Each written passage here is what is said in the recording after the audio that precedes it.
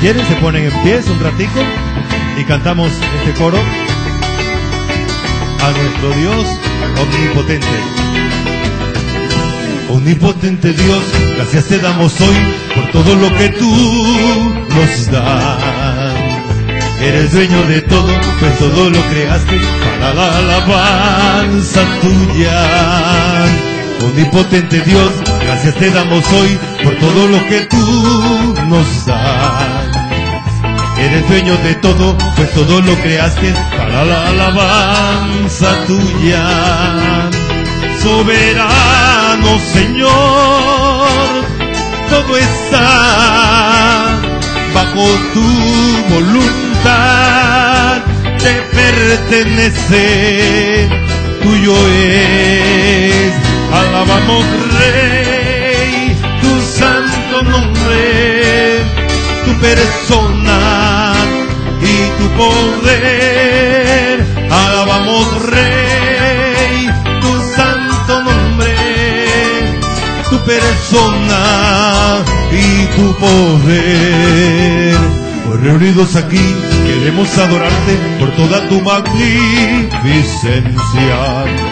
Con nuestro corazón reconocerte hoy como el Señor de nuestras vidas. Hoy reunidos aquí queremos adorarte por toda tu magnificencia. Con nuestro corazón reconocerte hoy como el Señor de nuestras vidas. Por eso, soberano Señor, quiero estar bajo tu voluntad, te pertenezco, tuyo soy. Alabo Rey, tu santo nombre, tu persona y tu poder. Alabo Rey, tu santo nombre, tu persona y tu poder. ¿Pueden tentarse, mis hermanos? Tengan la bondad. Y nosotros vamos a abrir nuestras Biblias en Hebreos capítulo 1. De hecho, ahí en la enseñanza están los versículos.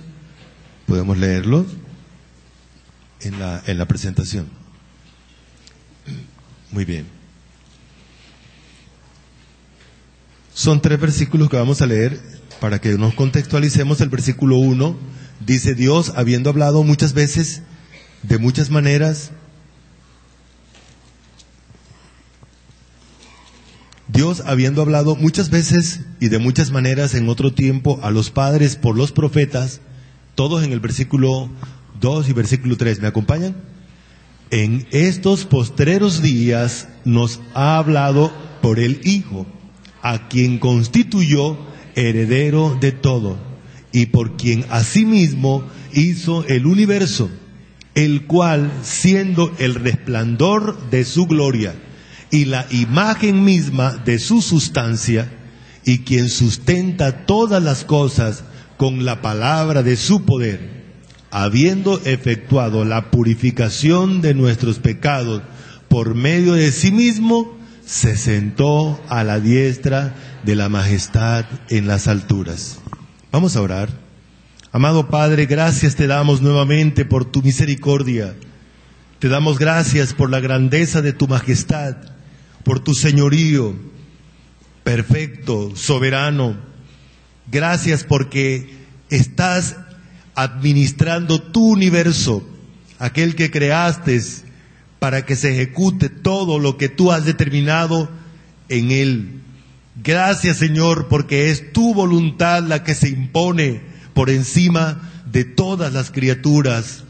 Gracias porque tienes la capacidad de determinar, de decretar, de decidir y ejecutar lo que tú decides, lo que tú decretas, lo que tú dices.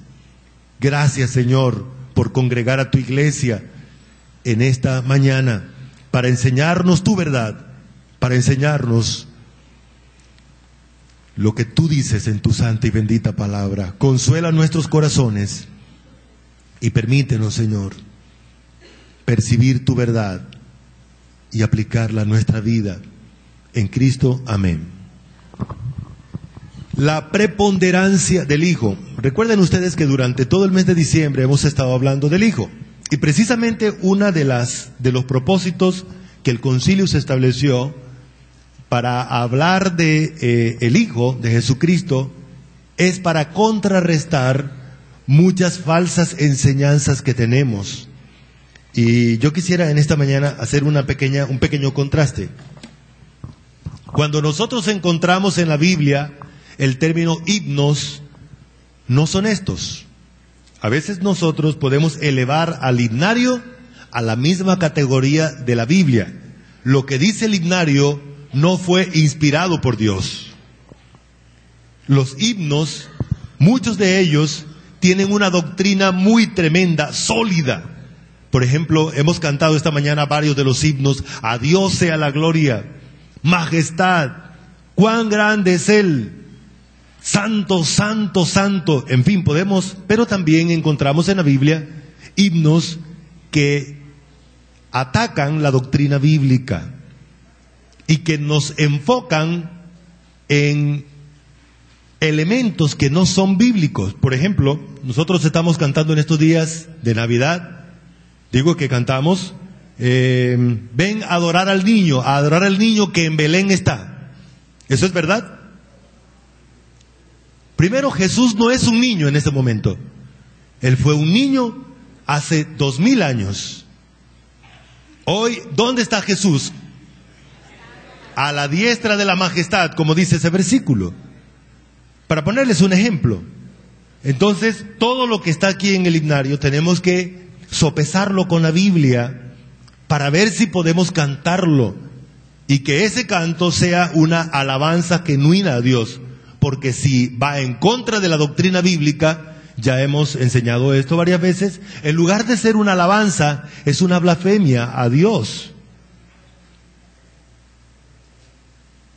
Entonces, cuando el concilio se establece el tema de que hablemos del Hijo, precisamente ha sido con el propósito de que resaltemos lo que la Biblia dice. Esto no es nuevo, hermanos. Esto estaba escrito hace 2000 años. Pero precisamente el enfoque es que veamos lo que la Escritura dice, quién es Jesucristo, no lo que la tradición nos dice. Amén. No lo que el comercio nos dice. Vamos a ver. Sigamos. En esta época de Navidad, muchos cristianos se confunden influidos por la tradición sobre el nacimiento de Jesús. Por ejemplo, ¿cuándo nació Jesús? ¿Cuándo nació Jesús? Nadie lo sabe. La verdad, nadie lo sabe. El que diga que Jesús nació en X fecha y lo asegure, está mintiendo. Porque la verdad, la Biblia no dice en qué fecha nació Jesús. Ahora, ¿por qué se celebra la Navidad o el nacimiento? Porque el término Navidad significa nacimiento. El 24 de diciembre. Este fue un acotejo que hizo el Imperio Romano primero y luego la religión tradicional. Esa religión ubicó la fecha del nacimiento de Jesús en la fecha del Dios más importante para los romanos. Y ellos adoraban al Dios Sol. Se dice entonces en la tradición que el día donde el sol resplandece con más fuerza es ese día. Y por esa razón, a ese día se agregó la supuesta Navidad o el supuesto nacimiento de Jesucristo. ¿Me explico? Nosotros no adoramos la Navidad. Nosotros no adoramos a Jesús en el pesebre. Nosotros adoramos al Jesús que está sentado a la diestra de la majestad, administrando su universo. Amén. Vamos a ver lo que dice la Escritura entonces. La Biblia no dice fecha exacta, pero nos afirma su nacimiento. La Biblia dice, nació, y punto. Y dice cómo nació. Nos afirma su crecimiento de una manera tan concisa. Dice que creció, crecía. Creo que hay un solo versículo que habla del crecimiento de Jesús. pero sí nos habla copiosamente de su ministerio, de su muerte, de su resurrección y de su posición actual y de su actividad soberana como Dios que es. No debemos entonces nosotros enfocarnos en la tradición, ni en el consumismo mundano. Aprovecho para decir esto, hermanos. Hace mucho tiempo, cuando nosotros como familia entendimos eso, mucho rato, mi esposa y yo decidimos, estábamos muy pequeñitos, no le vamos a dar regalos a nuestros niños en la época de diciembre. Le regalamos todo el año. Otro, no le compramos estrenos a los hijos en diciembre. Porque la cultura a nosotros nos ha presionado. ¿Cuántas personas no se sienten mal si el 24 de diciembre no estrenan? Comparto eso con ustedes, porque entendimos que esto hace parte de la estructura en la cual vivimos. No es así. La Biblia dice que no debemos acomodarnos al sistema. Debemos vivir bajo la dirección de Dios. Entonces, pregunto, ¿dónde está Jesús ahora? ¿Qué hace? ¿Cómo actúa? La Biblia nos enseña entonces que debemos basar nuestra fe en la Biblia, en lo que ella dice, no en lo que la tradición nos enseña, no en lo que el mundo nos dice, para que podamos desarrollar entonces nuestra fe genuina. Vamos a ver entonces, en primer lugar, el Hijo es el vocero de la divinidad. Vamos a leer este versículo, todos juntos, dice así: Dios, habiendo hablado muchas veces y de muchas maneras en otro tiempo a los padres por los profetas, sigamos, dice el versículo que sigue, nos ha hablado ahora por el Hijo, el único de la divinidad que representa, por eso decía en el punto, el vocero de la divinidad es Jesús. Cuando Él vino, Él dijo, yo no hablo por mi propia cuenta, hablo lo que el Padre me dijo que dijera. Uno de los nombres de Jesús es el Verbo de Dios, porque Él es la palabra de Dios, Él es el vocero de la divinidad. En este versículo dice que Dios viene hablando con el hombre desde el mismo momento de crearlo. Habló muchas veces, de diferentes maneras. ¿Recuerdan ustedes que una vez habló a través de una burra? De muchas maneras habló Dios. Habló en otro tiempo. En todos los tiempos Dios siempre estuvo hablando. Habló a los padres. Habló por medio de los profetas. Habló por medio de los ángeles.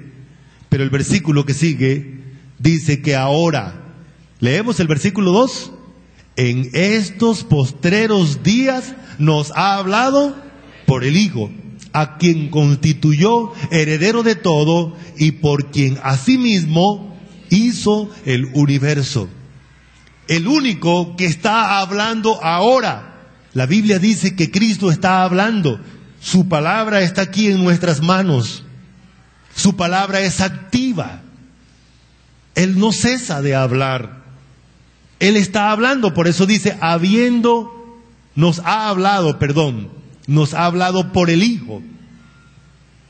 La autoridad que el Hijo tiene para hablar en el nombre de Dios es porque el Hijo es el heredero. Es el heredero.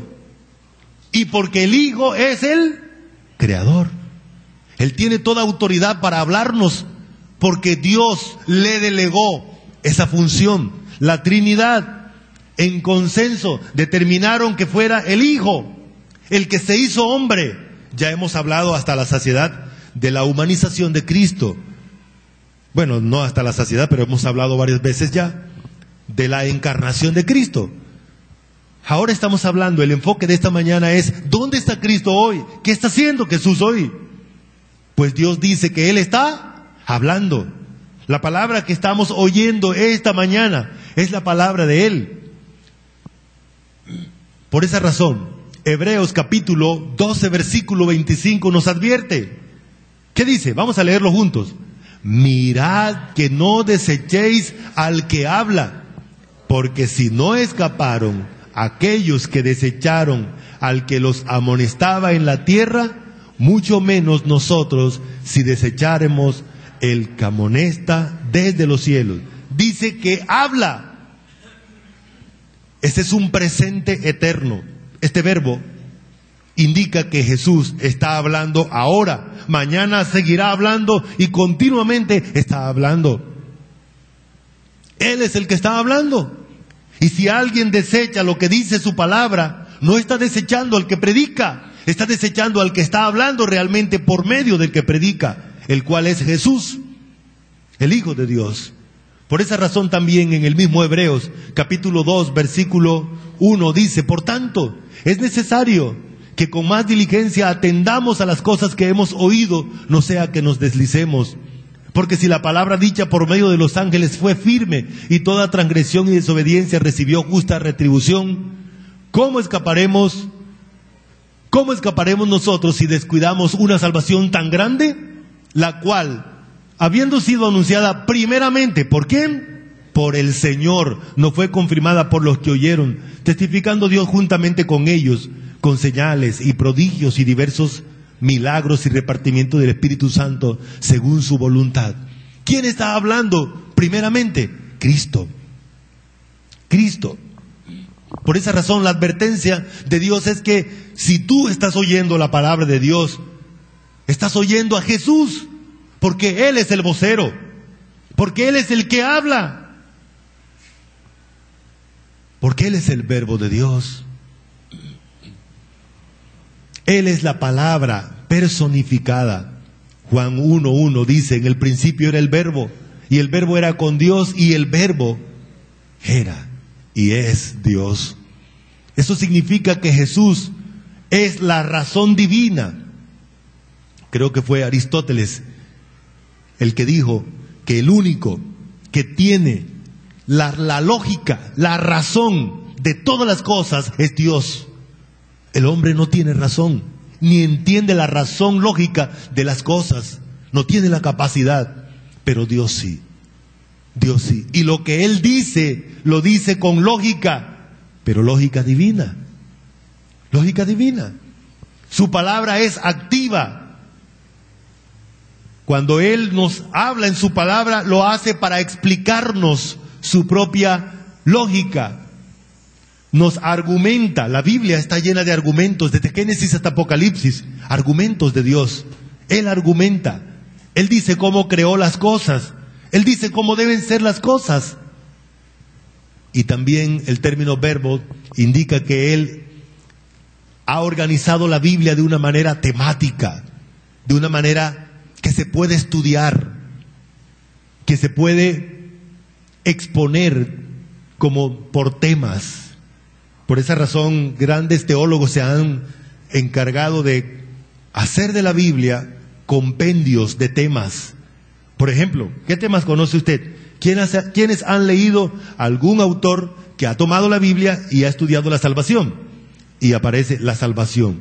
Cada vez que aparece el término salvación, entonces lo encontramos. En estos días pasados estábamos en Ocaña y uno de los maestros había hecho, el maestro de este seminario había hecho un estudio profundo sobre un tema, un solo tema, el alma. Mire, entonces Dios disemina su palabra de una manera especial para darnos temas que nos ayuden a entender y aplicar la verdad. Además de ser el vocero, el Hijo es el heredero. El heredero. Vamos a ver qué significa el término heredero. Él recibió todas las cosas como posesión. Dios se las entregó. Tome. Es interesante que la Biblia nos enseña dos cosas. Primero, Jesús el Hijo es Dios. Y por ser Dios le pertenece todas las cosas. Por ser Dios. Hay tres personas en la divinidad. ¿Cuáles son? El Padre, el Hijo y el Espíritu Santo. Son coiguales. Ninguno es más grande que otro. Ninguno es primero Y por supuesto, tampoco hay segundo ni tercero. Por eso no es verdad cuando uno dice, o cuando decimos que la tercera o la segunda persona de la divinidad. No, no hay categorías en la divinidad. Los tres son unidos entre sí, no hay división en ellos. Sin embargo, la Biblia nos explica que el Hijo, o que Jesucristo, fue engendrado físicamente. Su cuerpo fue engendrado por Dios el Padre. Ahora, a ese ser engendrado es el que Dios le dice: tú eres mi hijo. Entonces, por ser mi hijo, yo soy tu padre, tienes todas las cosas que yo tengo por herencia. Entonces, a Jesucristo o al Hijo le pertenecen todas las cosas por dos razones. Primero, porque es Dios. Porque es Dios. Y por ser Dios, todo es de Él. Todo lo hizo Él. Y segundo, porque como es el Hijo, entonces Dios lo hizo su heredero. Su heredero. Además de eso, el Hijo es el administrador directo de toda la creación. Ya hemos explicado que uno de los propósitos de que Jesús tomara forma humana es que Él se mantenga eternamente en relación con las criaturas. Y nosotros nunca vamos a dejar de ser criaturas. Por eso es Jesús, el Hijo, el que siempre va a estar en relación con nosotros. Cuando subamos al cielo, ¿quién va a estar en relación con nosotros? ¿Con qué cuerpo vamos a relacionarnos? Con Jesús, el Hijo de Dios. Con Él vamos a estar allá. Con Él estamos aquí también. Y Él se mantiene en una relación directa con la creación, con toda criatura. ¿Está bien? Muy bien. Romanos capítulo 11, versículo 35. Dice: ¿o quién le dio a Él primero para que fuese recompensado? Porque de Él y por Él y para Él son todas las cosas. A Él sea la gloria por los siglos. Amén. Todas las cosas son de Él. ¿Por qué? Porque Él las hizo. ¿Y para quién las hizo? ¿Para nosotros? No, para Él. Es más, nosotros no fuimos creados para nosotros. ¿Para quién fuimos creados nosotros? Para Él. Para Él. Nosotros fuimos creados para cumplir un propósito, y ese propósito no los estableció Él. 3. El Hijo, además de ser el heredero, también es el creador del universo, dice el versículo. En estos posteriores días nos ha hablado por el Hijo, a quien constituyó heredero de todo y por quien asimismo hizo el universo. Jesús es creador al igual que el Padre, al igual que el Espíritu Santo. Sin embargo, como decía el punto anterior, de las tres personas de la divinidad, Él es la persona encargada de mantenerse en continuo contacto con las criaturas. Con las criaturas. Él fue el único que tomó forma humana. El Padre no tomó forma humana. El Padre no puede ser palpado. El Espíritu Santo tampoco. El único que lo vio, bueno, vio la manera como descendía, no dice que lo vio. No dice que vio la forma del Espíritu Santo. Algunos lo pintan como una paloma. No, el Espíritu Santo no es una paloma. Dice la Escritura que descendió sobre Jesús en forma de paloma. Juan 1:3. Todas las cosas por Él fueron hechas y sin Él nada de lo que ha sido hecho fue hecho. Jesús es el creador. Dice este versículo que no existiera nada si Él no hubiera creado todo. No está eximiendo al Padre ni al Espíritu Santo, sino dando el énfasis que Dios quiere poner a Jesús como preponderante, como el más importante, si podemos decir así, en la relación con nosotros como seres humanos. No que sea más importante que el Padre o más importante que el Espíritu Santo. Él creó el universo. Es interesante el término universo en la Biblia.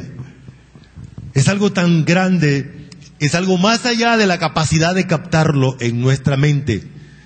Hay varios términos. Uno de ellos es que el universo fue diseñado de manera cronológica. Y todo las masas que Dios creó dentro de ese universo cumplen un tiempo.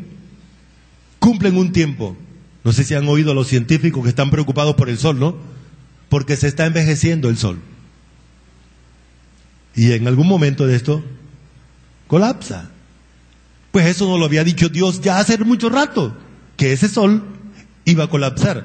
Además, Dios dice que no solamente ese sol, nuestra Vía Láctea, un ratico de eso se va a volver loca y se nos va a caer encima. Bueno, se va a caer encima los que se van a quedar aquí, porque nosotros estaremos mucho más arriba de este universo. Estaremos allá en la presencia de Dios y allá no se caen las estrellas, hermano. Estaremos morando allá en su presencia. Bueno, Jesús entonces también es Él, o el Hijo, es el resplandor de la gloria divina. Estamos como retocando temas que ya hemos tocado. Ya hemos hablado de la gloria de Dios y vamos a tocar un poquito esto. El versículo 3, ¿me ayudan leyendo? El versículo 3 dice así: el cual, siendo el resplandor de su gloria y la imagen misma de su sustancia, y quien sustenta todas las cosas con la palabra de su poder, habiendo efectuado la purificación de nuestros pecados por medio de sí mismo, se sentó a la diestra de la majestad en las alturas. Jesús es el resplandor de la gloria de Dios. Para hablar de la gloria de Dios tenemos que irnos a toda la Biblia, en el Antiguo Testamento. En el Antiguo Testamento hay un término que indica que la gloria de Dios es como una especie de magma poderosa, fuertísima, espesa, pesada. Y desde allí sale su poder, sale su misericordia. Es como la concentración física de su ser. Esa gloria Él la oculta, Él hace lo que quiere con ella. Pero en el Nuevo Testamento encontramos que Jesús, por ser Dios, es un ser glorioso, glorioso. Hay misterios dentro de la gloria de Dios que no entendemos. ¿Cómo es posible que Dios controló su gloria de una manera especial para que su presencia, porque la gloria, ¿recuerdan ustedes cuando Moisés le pidió a Dios que le dejara ver su gloria?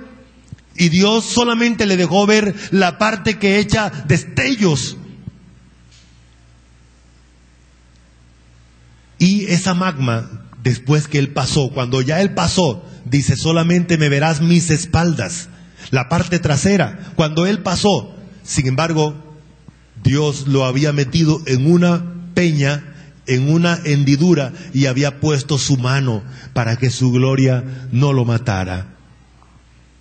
Así que es impresionante el trato de Dios con nosotros, hermanos. La misericordia de Él es tan inmensa. ¿Cómo es posible que Él pone su presencia en nosotros y no nos achicharra, no nos pulveriza? Eso es misterioso para mí. Ver la inmensa grandeza de la majestuosidad de Dios, pero también su misericordia con nosotros. Así que cuando la Biblia habla de la gloria, se refiere a la concentración de su ser. Y Jesús es un ser divino, a pesar de ser también hombre. Es la concentración de su poderío infinito y soberano. Es el origen de todos sus actos. Es la expresión de toda su bondad misericordiosa.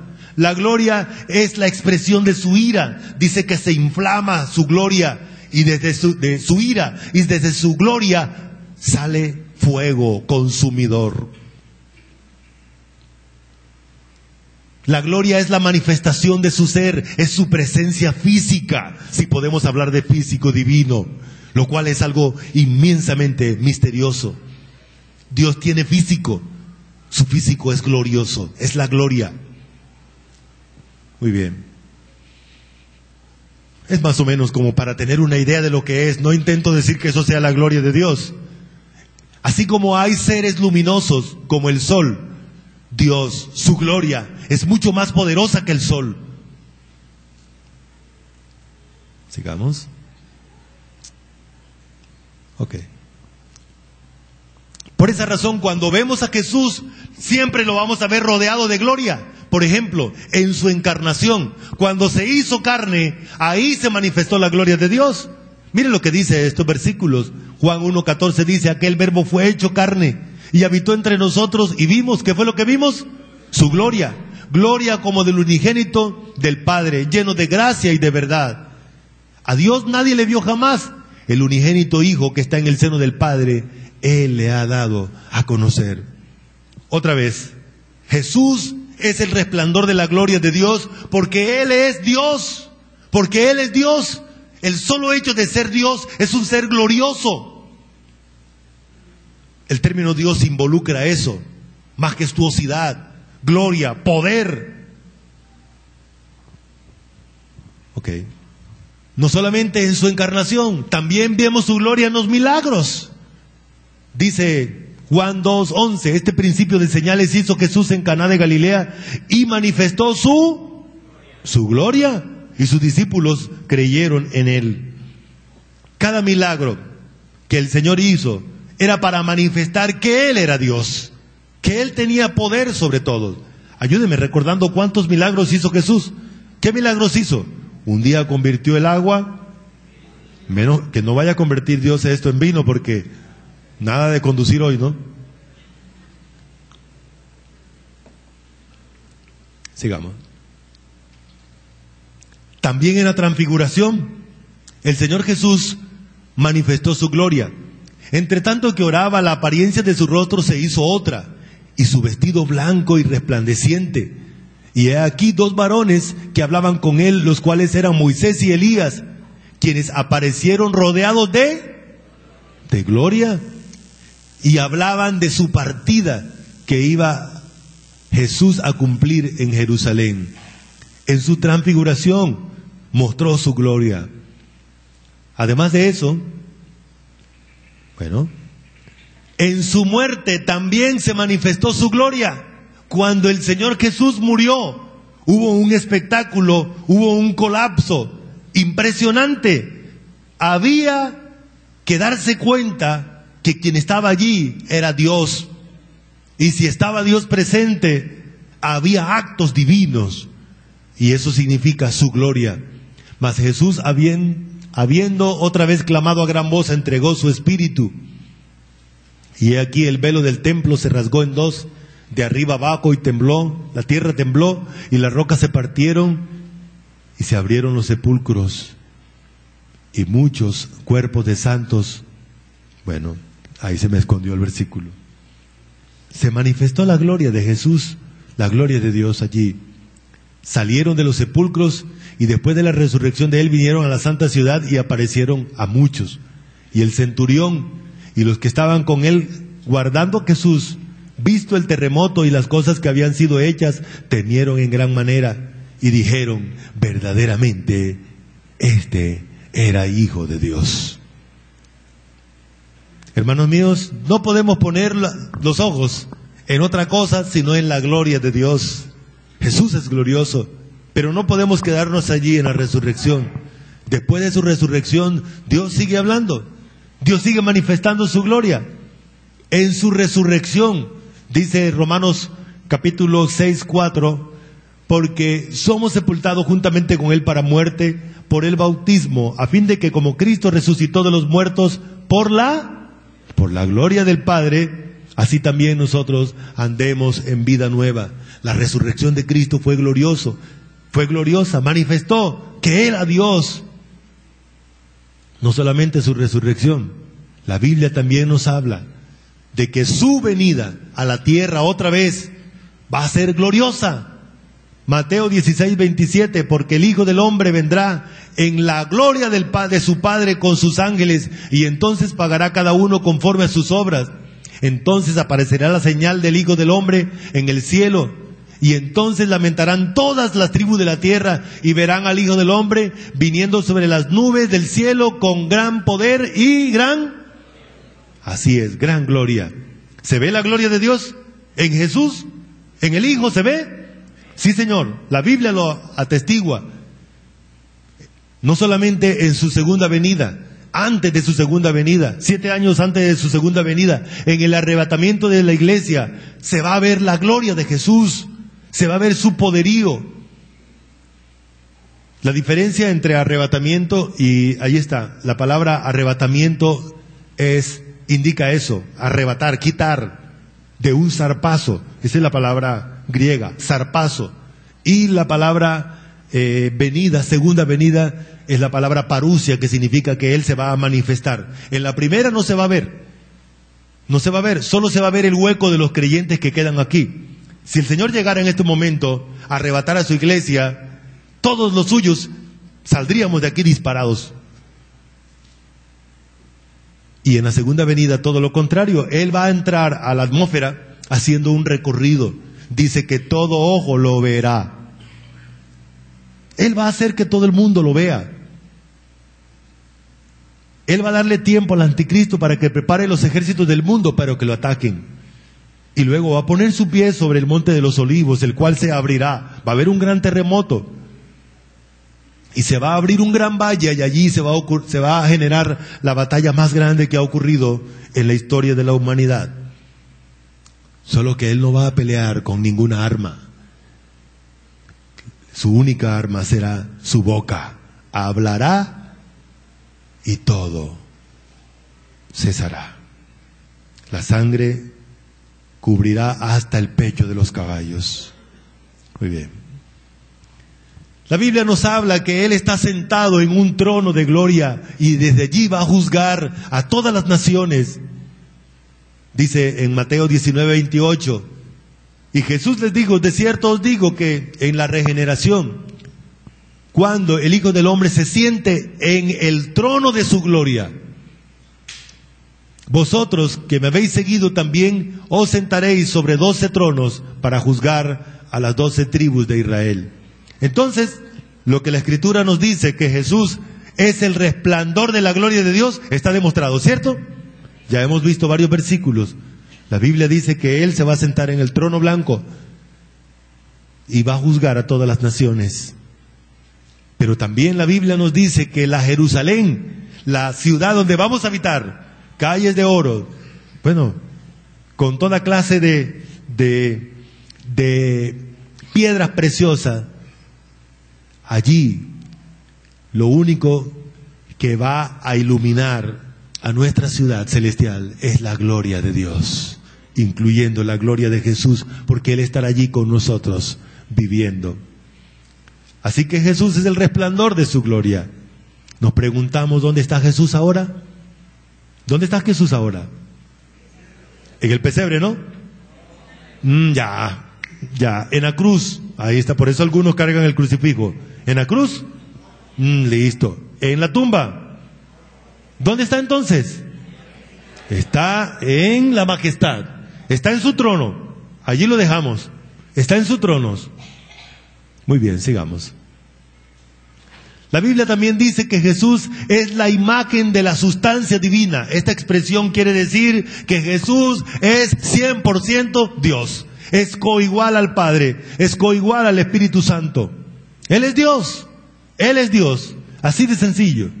Todos los atributos del Padre los tiene Jesús. ¿Correcto? Me llama la atención que hablábamos en días pasados de la humillación de Jesús al hacerse hombre. Fue una humillación. ¿Cómo es posible que Dios, ese ser infinito, que no tiene límites de ninguna naturaleza, se haga hombre y se limite como hombre a las condiciones humanas?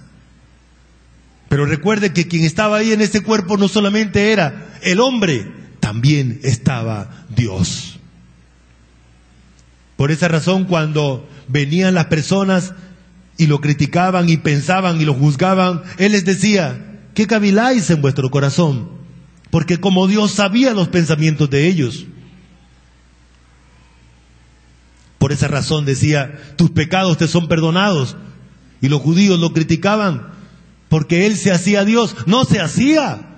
Él era y es Dios. Así de sencillo. Él es la imagen de la sustancia divina.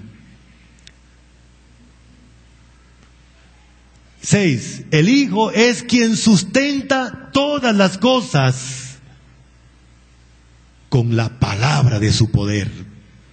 Qué expresión tan impresionante. Hermanos míos, no sé si usted se ha dado cuenta lo peligroso que es estar sentado en esa banca. Ese pedazo de madera, esos clavos, esas cosas, en determinado momento se pueden partir y ¡pum!, al suelo, ¿cierto? Andar en bicicleta, unos hierros amarrados allí, atornillados. Andar en carro, qué peligroso es. Andar en avión, andar en barcos. ¿Y quién sustenta todos esos barcos? Todos esos aviones, ¿quién los sostiene? Él. Y me llama mucho la atención esta palabra. Por favor. El término sustentar quiere decir llevar. Llevar. Quiere decir dirigir, controlar. ¿Cuántas cosas controla Cristo? Todas las cosas. Todas las cosas. Todas las cosas. Usted está aquí. Usted se movió. Usted fue. Pero no fue usted el que fue. Fue Cristo que controló todas esas circunstancias para que usted fuera, para que usted viniera. El término griego significa ir o venir, llevar. Y Cristo es como si lo hubiera agarrado a usted así, a su carro así, a su avión así, y lo llevó y lo trajo. ¿Quién fue? Él. ¿Sabe por qué? Porque Él está ya sentado en el trono y desde allá su divinidad le alcanza. Su divinidad puede dirigir todo su universo y puede hacer eso. Pero si está ahí en el pesebre, ¿será que puede hacer eso? Pobre niño, ¿será que puede hacer eso? O si está ahí en la cruz, pobrecito, mire cómo murió. El Dios de la Biblia, el Hijo, está sentado en el trono, en el universo, en la majestad, y desde allí está dirigiendo nuestras vidas. El término sustenta significa que hace producir. Mire, Juan Carlos, ¿van cuántos ya? Van 2. Y... No. Listo. Dios hace producir. Las empresas, ¿quién las hace producir? ¿Quiénes hace producir las empresas?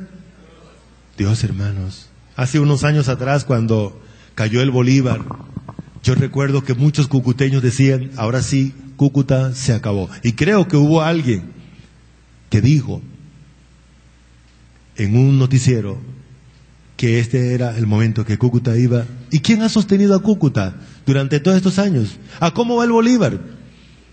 Mire, hermanos, y yo hablo a veces con hermanos que tienen comercio con Venezuela todavía, y la verdad, ellos no saben cómo es que se sostienen, pero nosotros sí sabemos, porque ¿quién sostiene? ¿Quién es?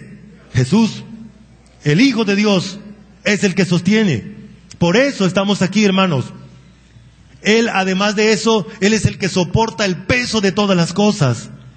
Soporta el peso de todas las cosas. A veces me he puesto a pensar de que toda esta cantidad de carros, de cosas que se han construido sobre el planeta, ¿qué peso lleva el planeta, no? ¿Y quién sostiene el planeta? ¿Por qué el planeta no ha colapsado? Porque Dios lo sostiene. Además, Él es el que inspira todas las cosas para que la gente haga. Si alguien hace algo, es porque Dios lo lleva, hace posible que las cosas las ejecute. El término sustenta también significa que hace que todo funcione, pero lo hace con su palabra, porque dice que sustenta todas las cosas con la palabra de su poder. Es con su palabra que Jesús hace que todo funcione. La palabra suya ejecuta todo. Es el Salmo 139, el que dice que Él primero escribió todas las cosas en su libro y luego las hizo sin faltar una de ellas. Sin faltar una de ellas. Gloria a ese Señor que es capaz de hacer eso, ¿verdad? Sigamos. El Hijo también purifica o purificó nuestros pecados. Él ya dio su vida, precisamente por eso se hizo hombre, para expiar nuestros pecados. Él es la ofrenda por nuestros pecados. Él es la propiciación por nuestros pecados. Él es el que purificó nuestros pecados. Y por esa razón dice la Escritura que va a llevarnos al cielo, una iglesia santa, sin mancha, sin arruga y sin cosas semejantes. Nos preguntamos otra vez, ¿dónde está Jesús ahora? En el pesebre, ¿cierto? ¿No? Está en la diestra de Dios. Muy bien. Él está sentado a la diestra de la majestad de las alturas. Quiero invitarles a leer otra vez este versículo. Dice así: el cual, siendo el resplandor de su gloria y la imagen misma de su sustancia, y quien sustenta con la palabra de su poder, habiendo efectuado la purificación de nuestros pecados, por medio de sí mismo, se sentó a la diestra de la majestad de las alturas. ¿Dónde está Jesús ahora? En la diestra de la majestad de las alturas. Un ruso tuvo el privilegio de ir a la luna, y cuando llegó allá a la luna, dijo: no he visto a Dios, como si hubiera llegado a lo más grande, ¿verdad? Pobrecito, para llegar a donde está yo, a donde está Dios, se necesita mucho y poco, porque Cristo Jesús es el camino para llegar allá. Majestad indica la máxima altura, la máxima posición. Ahí está Jesús, ahí está Jesús. Y desde allí dirige el universo. Pero no solamente está Jesús. La Biblia también dice que allí es donde Dios nos ha dado posición a nosotros, al lado de Él. Dice, vamos a leer estos dos versículos. Les prometí ahorita que era el último, pero vamos a leer estos dos más. Dice así, Hechos 7:55. Pero Esteban, lleno del Espíritu Santo, puesto los ojos en el cielo, vio la gloria de Dios y a Jesús que estaba a la diestra de Dios. Efesios 2:6 dice, y juntamente con Él nos resucitó y asimismo nos hizo sentar en los lugares celestiales con Cristo Jesús. ¿Dónde está Jesús? En la diestra de la majestad, en las alturas. ¿Y dónde estamos nosotros posicionados? Allí mismo, allí mismo. Vamos a concluir entonces la posición y los hechos divinos, ya lo hemos visto. Según entonces nuestros versículos, el Hijo es el vocero de la divinidad, ¿verdad? El verbo está bien porque hace parte de esa, que Él es el vocero, muy bien. El Hijo es el heredero ¿de cuánto? De todo, de todo. Jesús es dueño de todo por dos razones. Primero, porque es Dios, y por ser hijo o engendrado, por ser hombre, engendrado por Dios Padre, también es el heredero. 3, Él es el creador del universo. Muy bien. Él es el resplandor de la gloria de Dios. Muy bien. Él es la imagen de Dios. 6, Él es el que sustenta ¿cuántas cosas? Todas las cosas. Además de eso, es el que purificó nuestros pecados. Y por último, el Hijo, ¿dónde está? Está sentado a la diestra de la majestad en las alturas. Vamos a orar, vamos a darle gracias al Señor por ese privilegio de conocer a su Hijo Santo. Dios, gracias por tu misericordia, muchas gracias por tu fidelidad.